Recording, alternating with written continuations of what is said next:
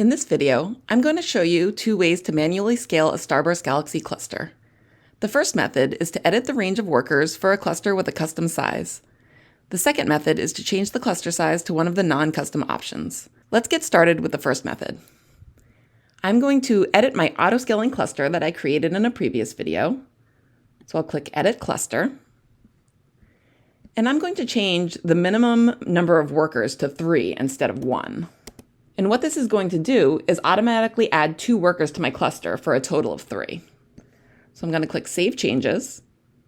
And I'm going to go check out the cluster activity. So right now we still only have 1 active worker, and it'll take about 4 to 5 minutes to add the other 2 workers. Okay, my workers have been added, and now I'm going to go back to my cluster to edit it so that the minimum number of workers is back down to 1. So I'll go here and I'm going to click Edit Cluster again, and I'll change the minimum back to 1. And now that I've done that, it's going to take about 15 to 20 minutes to scale down the workers because we want a graceful scale down. It's been about 15 minutes and my cluster has scaled back down to 1 worker. So now I'm going to go ahead and show you the other way to manually scale your cluster. So I'm going to go back over here and I'm going to once again edit my autoscaling cluster.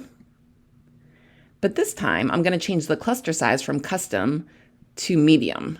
And you can see that it's 8 credits per hour. So what this does is it sets the min and the max number of workers to the same amount. So they're both going to be set to 8.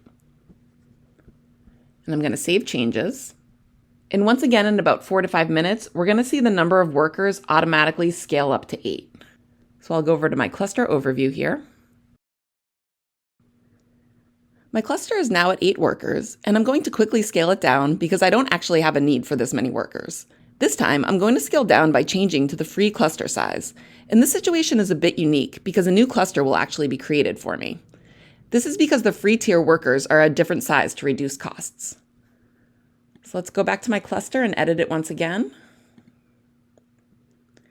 And I'm going to go down to free and save changes. So notice, because this is a different situation, I have this pop-up window asking me if I do want to update the cluster. And I'm going to click Yes, Update Now. My auto-scaling cluster on the free tier is now running, which means that the scale down is complete. And that's all for this video and for this lab. Thanks for watching.